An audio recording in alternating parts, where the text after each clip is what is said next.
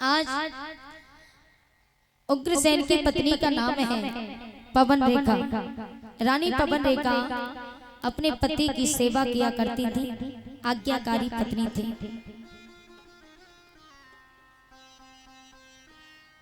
पति की सेवा में आठों पहर हाजिर रहती थी। सुबह उठती तो पति के दर्शन करने के बाद, पति के चरणों को स्पर्श करने के बाद, एक बार रानी पवन रेखा अपने पति से आज्ञा पा करके और घूमने के लिए जाती है।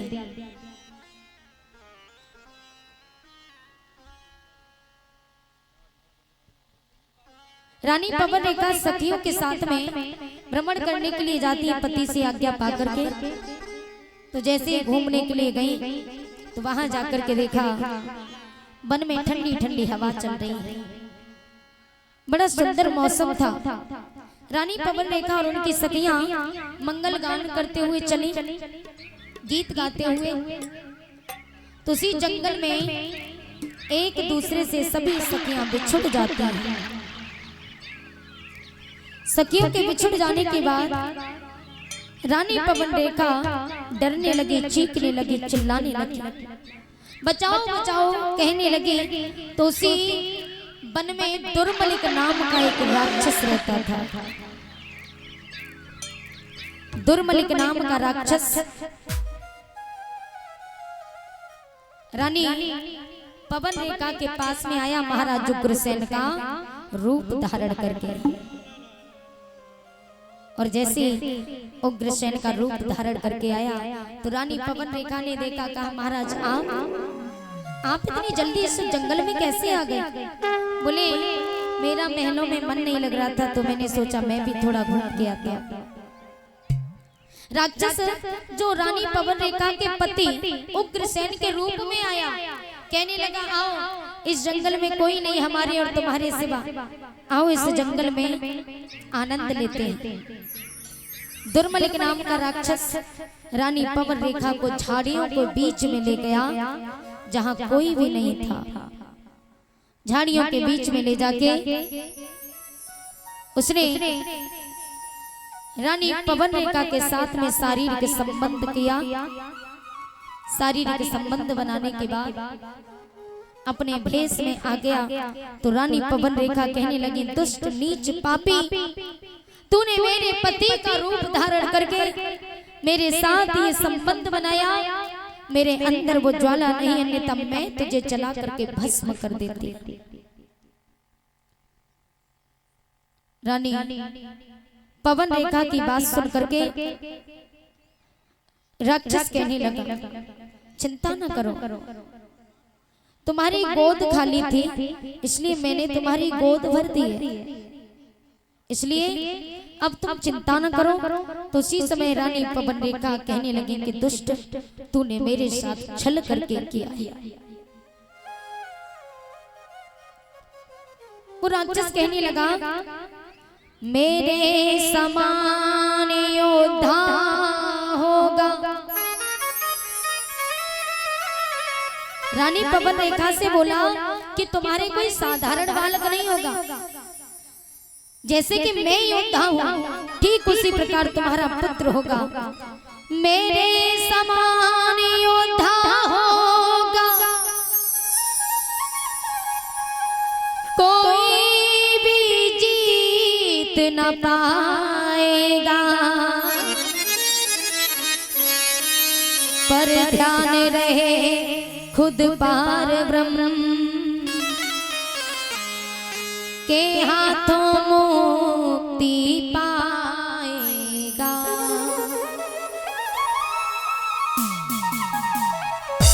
बोले ये कोई साधारण बालक नहीं होगा, ऐसा पुत्र होगा जीवन में ऐसे कोई हराने वाला पैदा नहीं होगा, लेकिन ध्यान रहे उसका उद्धार पार ब्रह्म परमात्मा के हाथों से होगा। ये बात जैसे ही कही रानी पवन रेखा बिलखने लगी, रोने लगी। रोते रोते महलों में पहुंची। समय व्यतीत होता गया, नमाज पर पुर होने के लिए आए। और जैसे ही नवमास प्रपूर्ण होने के लिए आए तो रानी पवन रेखा के गर्भ से जब पुत्र का जन्म हुआ तो जोर जोर से आंधी तूफान आने लगा।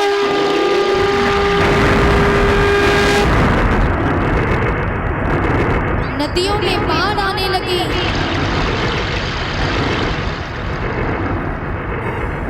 अंबर में बिजली कड़कने लगी है।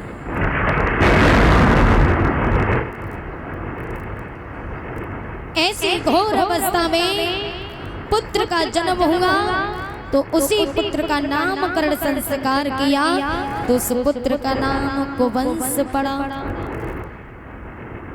कुवंश माने वो अपने वंश से पैदा नहीं था, नाम तो उसका कुवंश पड़ा, लेकिन कंस कंस कहने लगे।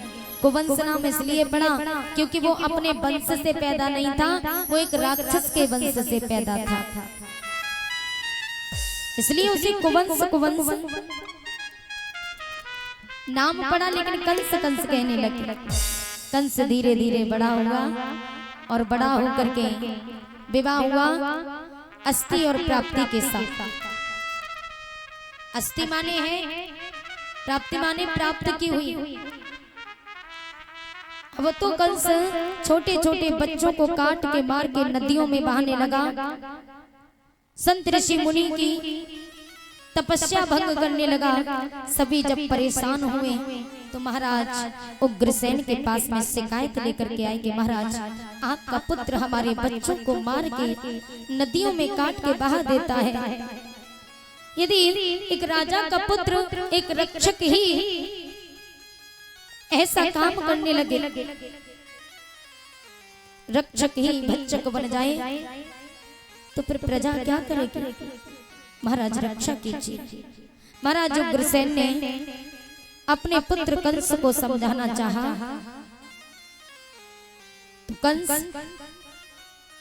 अपने ही माता पिता के हाथ पैर में बेड़ी हथकड़ियां डाल करके जेलों में बंद कर देता है।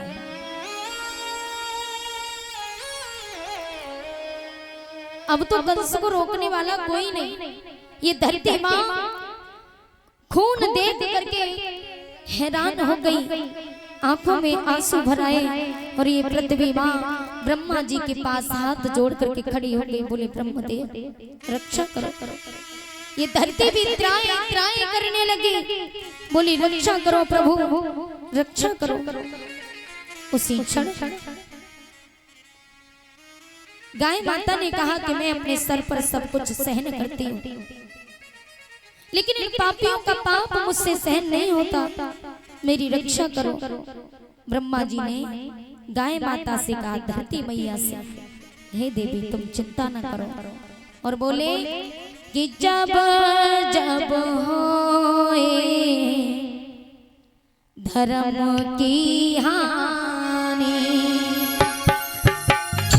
जब जब होए धर्म की हानि, बाड़े असुर अधम अभिमानी।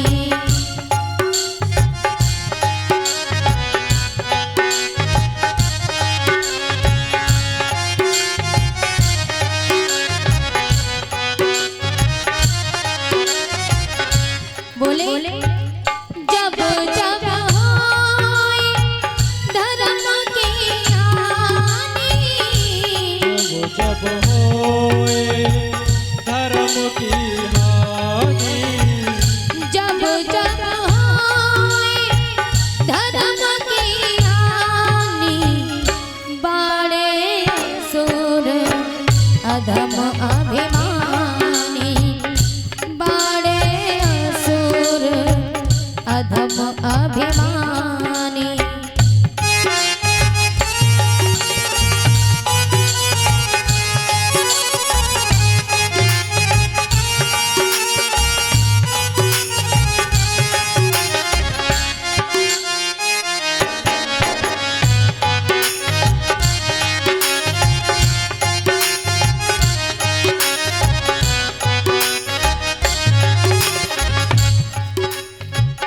ब्रह्मा जी कहने लगे जब जब अधर्म बढ़ता है, धर्म नष्ट होता है, तब प्रभु अवश्य आते हैं। तब तब धरे हरि विविध शरीरा, तब तब धरे हरे विपिन शरीरा, तब तब धरे हरि विविध शरीरा, आन है भक्तन की धीरा, आन है भक्तन की धीरा।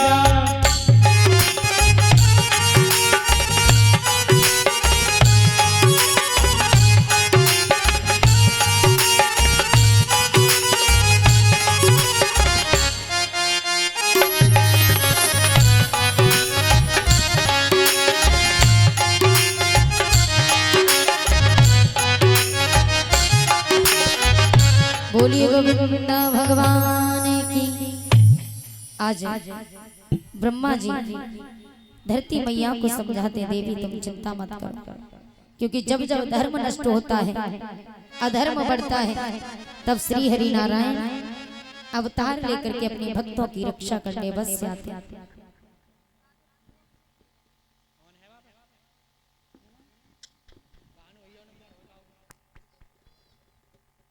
आज भगवान विष्णु का सिंहासन हिलने लगता है। भगवान के कानों में दुखियों की आवाज पहुंची। उसी समय आज भगवान विष्णु देवताओं से कहने लगे, देवगणों तुम पृथ्वी पर जाओ, ग्वाल वालों का रूप धारण करो, मैं यदुवंश में यादवों का राजा बनकर के आऊंगा।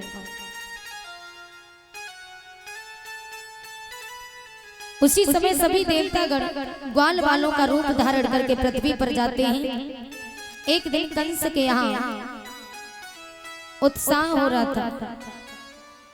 कंस की बहन जो देवक की पुत्री थी देवकी, कंस ने अपनी बहन देवकी का विवाह अपने बचपन के मित्र बटेश्वर के राजा सूरसेन के पुत्र वसुदेव के साथ में तय किया।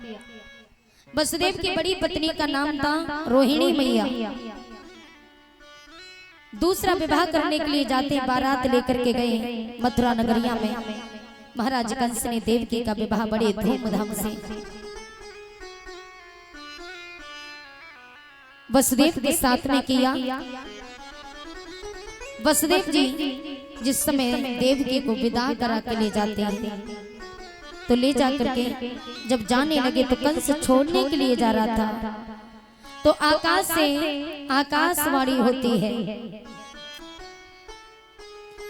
आकाशवाणी हुई कि भोजराज कंस, जिसे तुम अपनी बहन समझ करके विदा कर रहे हो, उसी की 8वीं संतान द्वारा तेरा काल है, काल है, काल है। ये आकाशवाणी हुई।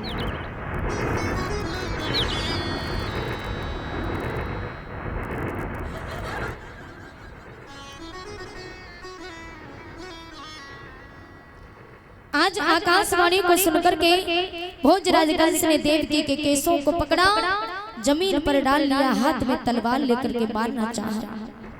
वसुदेव जी चरणों में गिर गए, बोले भैया ये मेरी पत्नी है, इसे मत मारिए, मैं तुमसे वादा करता हूँ इसकी जो भी संतान होगी मैं हर संतान आपको सौंप दूंगा।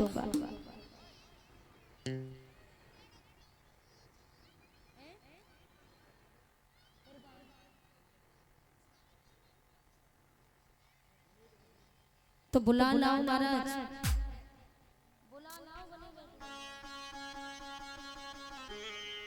क्योंकि बहुत विलंब हो रहा है इसलिए।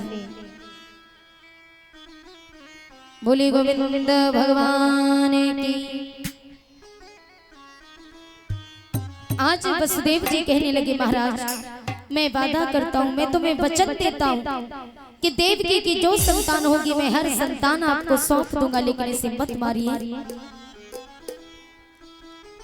भोजराज कंस ने बेड़ी हथकड़ियां डाल करके वसुदेव और देवकी को जेलों में बंद कर दिया। जेलों में बंद करने के बाद धीरे धीरे समय व्यतीत होता गया। माता देवकी का गर्भ धारण हुआ, पहली संतान होती है। तो वसुदेव जी पहली संतान को लेकर के कंस के पास में पहुंचे और कंस के पास में गए तो महाराज कंस के हाथों में पुत्र दिया। तो महाराज कंस ने थोड़ी देर खिलाया और कहा मेरा काल तो 8वीं संतान है, लेकिन ये पहली संतान, जाओ महाराज हम इसे जीवन दान देते। वसुदेव जी बड़े प्रसन्न हुए, पुत्र को लेकर के हंसते हंसते जेलों में लेकर के आए। नारद जी ने देखा यदि ये पाप नहीं करेगा तो इसके पाप का घड़ा कैसे भरेगा। नारद जी पहुंच गए, नारायण नारायण। बोले महाराज आज आप बड़े प्रसन्न हो। हाँ हाँ क्यों नहीं, क्योंकि मेरी बहन के पहली संतान ने जन्म जो लिया है। बोले आपने उसका क्या किया। बोले मैंने उसे जीवन दान दे दिया। बोले महाराज यही आपने बहुत बड़ी भूल की। क्यों महाराज एक बात बताओ, ये मेरे हाथों में क्या है। बोले तुम्हारे हाथों में ये कमल का पुष्प है, इसकी जरा एक बार पंखुड़ियां गिन के तो बताओ कितनी है।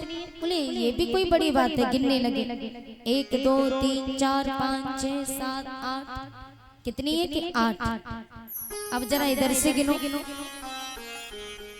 फिर गिनने लगे कि 1 2 3 4 5 6 7 8। माने बार बार गिनने लगे और जिधर से भी गिनते हैं उधर से 8वीं पंखुड़ी जय नहीं पता कौन सी पहली है, कौन सी 8वीं, कौन सी 7वीं, कौन सी 6वीं, कौन सी 3री, कौन सी 4थी, कौन सी 5वीं। बोले महाराज यही तो हम आपको समझाना चाहते हैं, आपका काल कब कौन सी संतान बन जाए ये नहीं पता। इसलिए कह रहे हैं उसी क्षण भोजराज कंस जेलों में गया, देवकी के हाथों से संतान छीनी, पैर पकड़ करके पत्थर में मार दिया। एक एक करके देवकी की 6 पुत्रों का वध किया। 7वां गर्भ मैया देवकी का खंडित हो गया। रोहिणी मैया के गर्भ में पहुंचा जिससे दाऊ भैया का जन्म हुआ। बोलिए दाऊ भैया की।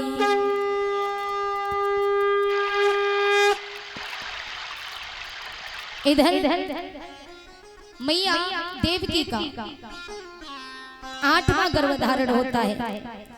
9 मास प्रपूर्ण होने के लिए आए, 9 महीने व्यतीत होने के लिए आए। तो उस समय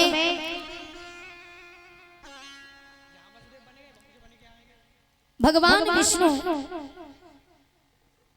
जेलों में प्रकट होते हैं और जेलों में प्रकट होकर के बाबा वसुदेव से कहते हैं कि बाबा मैं मैया देवकी के गर्भ से जन्म लूंगा, आप मुझे बाबा नंद के यहाँ पर पहुंचा देना। बाबा वसुदेव कहने लगे प्रभु मेरे हाथ पैर में बेड़ी हथकड़ियां हैं, मैं कैसे लेके जाऊंगा। बोले आप इसकी चिंता मत करो। बोले ठीक है प्रभु जो आज्ञा। रात्रि के 12 बजे, दिन बुधवार था, रोहिणी नक्षत्र था, कृष्ण पक्ष था। रात्रि के 12 बजे 8वें वाले दिन भगवान श्री कृष्ण मैया देवकी के गर्भ से जन्म लेते। बोलिए गोविंद भगवान की। ले आओ कन्हैया जी को, ले आओ भैया। कि मैंने मोहन को बुलाया है वो आता होगा। मैंने मोहन को बुलाया है वो आता होगा। मैंने मोहन को बुलाया है वो आता होगा। कान्हा को बुलाया है वो आता होगा। तुम भी आना, तुम भी आना, तुम भी आना।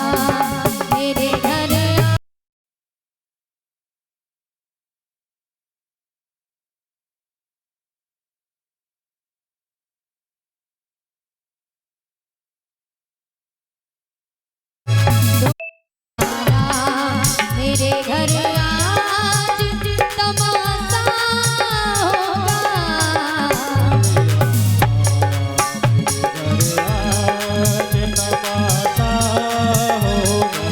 भैया ठाकुर जी को लेके आइए, लल्ला को लेके आओ।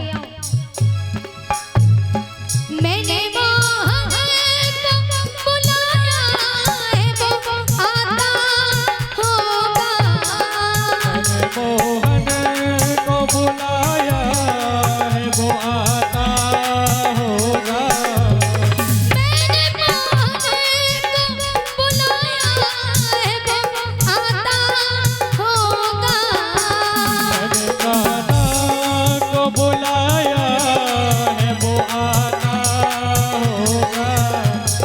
तुम भी आना, तुम भी आना, तुम भी आना मेरे घर आज तमाशा होगा। तुम भी आना मेरे घर आज तमाशा होगा।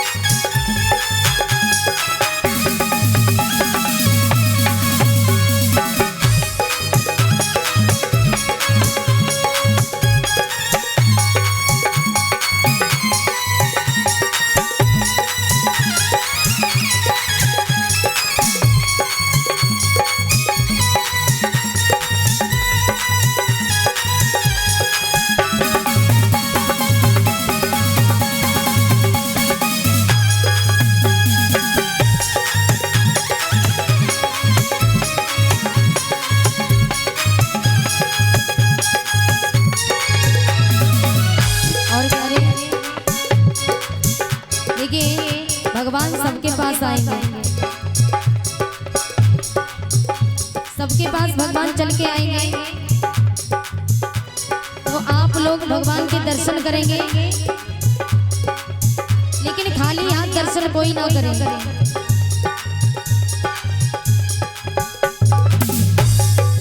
देखिए भगवान का भी बाल रूप है, ले जाओ।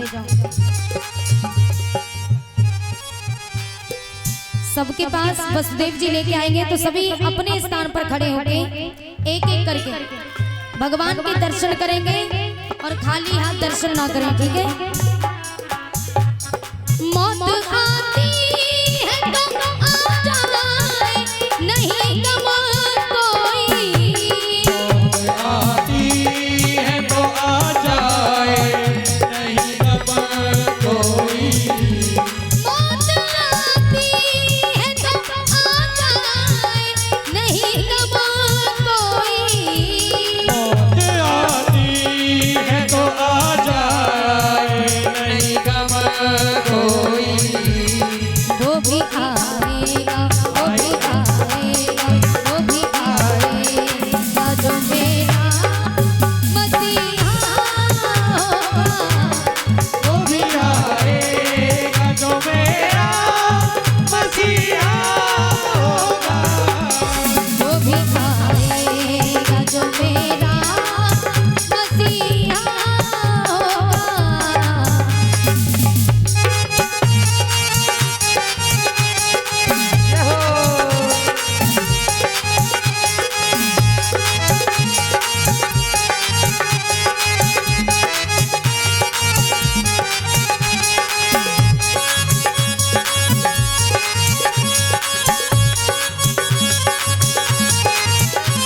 भैया रुक जाओ।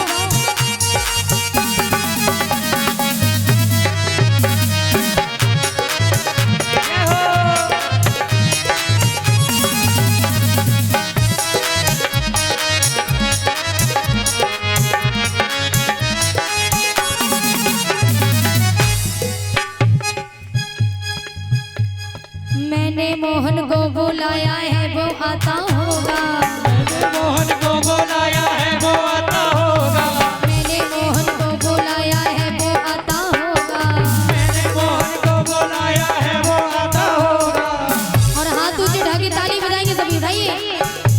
सभी बोलेंगे राधे। ऊंचे हाथ उठा के बोलेंगे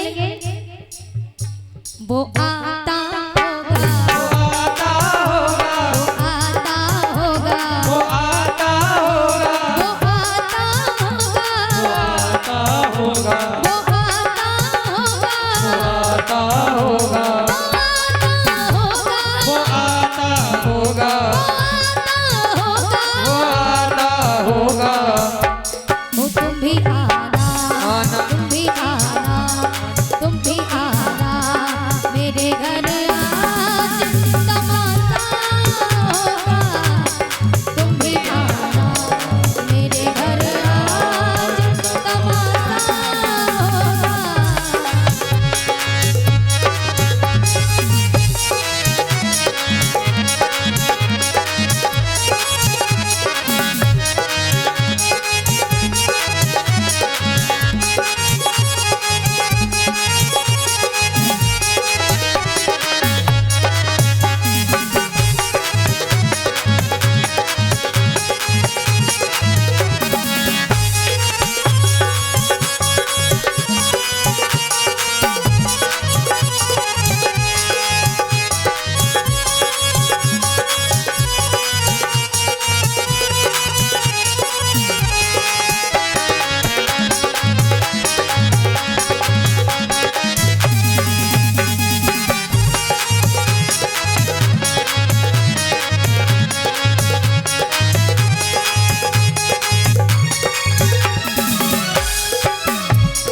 कब आओगे, कब आओगे, कब आओगे, जिस्म से जान जुदा होगी क्या तब आओगे। देर ना हो जाए कहीं, देर ना हो जाए, देर ना हो जाए कहीं, देर ना हो जाए, देर ना हो जाए कहीं, देर ना हो जाए। आजा रे तेरे बिना मन घबराए। देर ना हो जाए कहीं, देर ना हो जाए, देर ना हो जाए कहीं, देर ना हो जाए।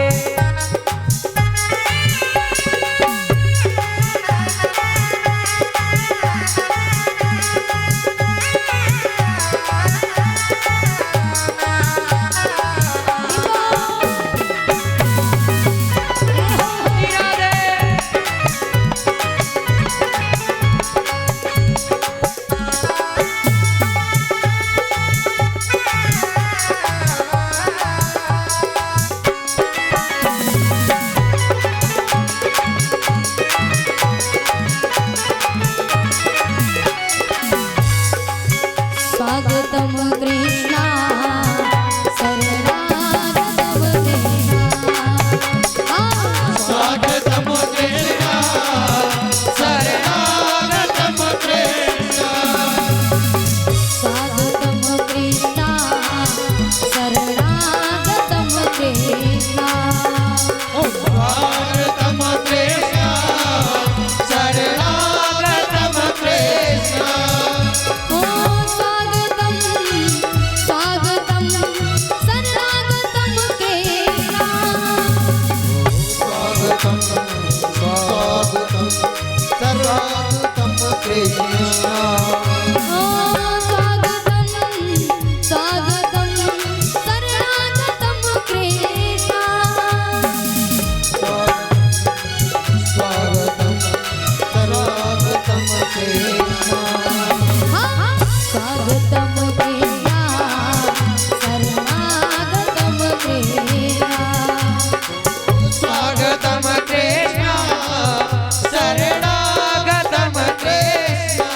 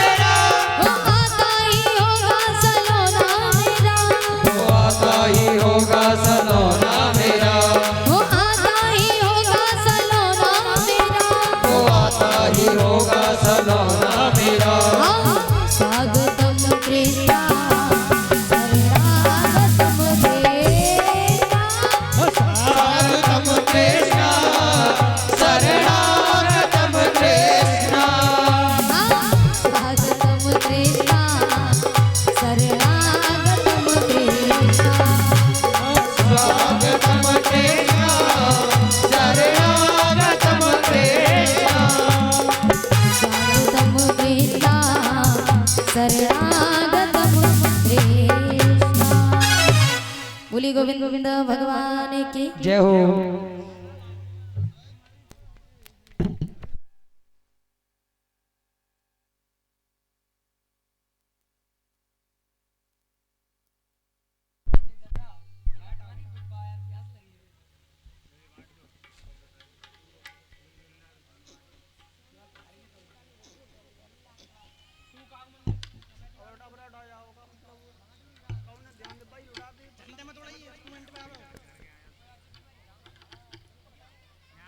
श्री राधे। अब देखिए जिसका जिसका नाम ले वो निकलते आना, ठीक है। और जब तक मैं ना कहूँ कोई गुलाल नहीं फेंकेगा ना कोई टॉफी, जब तक मैं ना कहूँ तब तक, ठीक है। श्री राधे।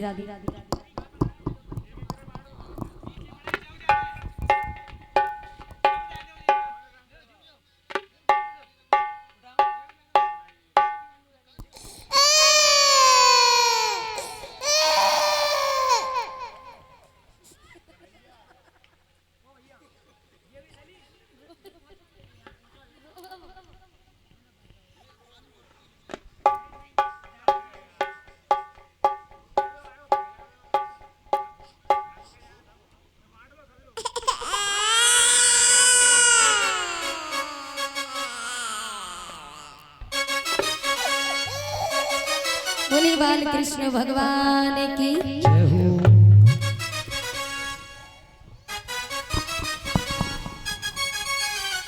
जिनका जिनका नाम लेते जाएं वो निकलते आना, ठीक है।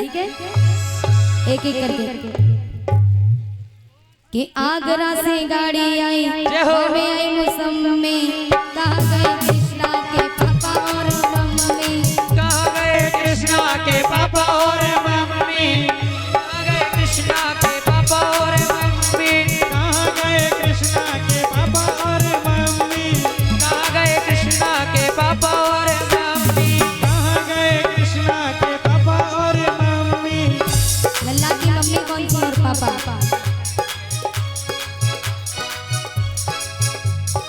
कौन कौन है? नहीं निकल आओ, देखो देर मत करो ज्यादा।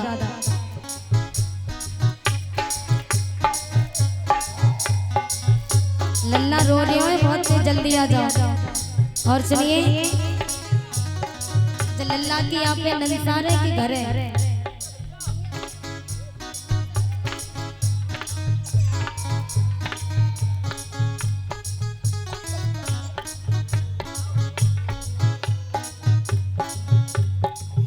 और सुनो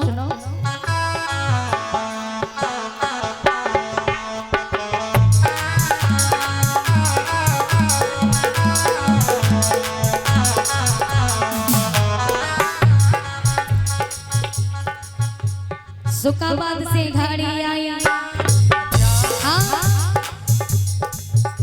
कि सुकाबाद से गाड़ी आई, बामे लोग सादा, कहाँ गए कृष्णा के दादी और दादा, कहाँ गए कृष्णा के दादी और दादा, कहाँ गए कृष्णा के दादी और दादा। कि जसराने से गाड़ी आई, अच्छा अरे जसराने से गाड़ी आई, जय हो। बामे आए काची, अच्छा और कहाँ गए कृष्णा के चाचा और चाची, कहाँ गए कृष्णा के दादा और दादी, कहाँ गए कृष्णा के दादा और दादी। और सुनिएगा वृंदावन से गाड़ी आई, अच्छा हाँ वृंदावन से गाड़ी आई, बामे आयो बैंड, कहाँ गए कृष्णा के चाहने वाले बैंड, कहाँ गए कृष्णा के चाहने वाले फ्रेंड, कहाँ गए कृष्णा के चाहने वाले फ्रेंड। बोली गोविंद गोविंद भगवान की जय हो। भैया निकल आओ, देखो परीक्षित महाराज, यज्ञपति महाराज और हमारे मामा जी और उन